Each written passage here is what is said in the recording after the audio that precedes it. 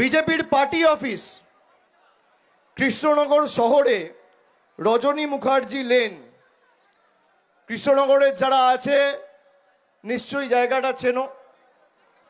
2010 সাল থেকে একজনের বাড়ি জোর জবরদস্তি জবরদখল করে শ্যামাপ্রসাদ মুখার্জি এবং দীনদয়াল উপাধ্যায় ভবন নামে এটা চালু করা হয়েছিল।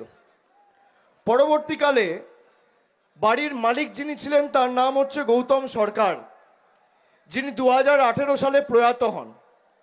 তার স্ত্রী সুজাতা দেবী মামলা করেন উচ্ছেদের।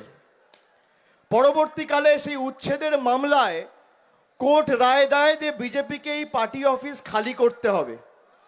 সঙ্গে সঙ্গে হাইকোর্টে গিয়ে স্থগিতাদেশ নিয়ে এসে জবরদখল করে আবার সেই পার্টি অফিস চালায়। যে দল নদিয়া জেলার কৃষ্ণনগরে অবৈধভাবে পার্টি অফিস চালায়, সে বাংলার 10 কোটি মানুষের বৈধতা নিয়ে প্রশ্ন করে কিভাবে?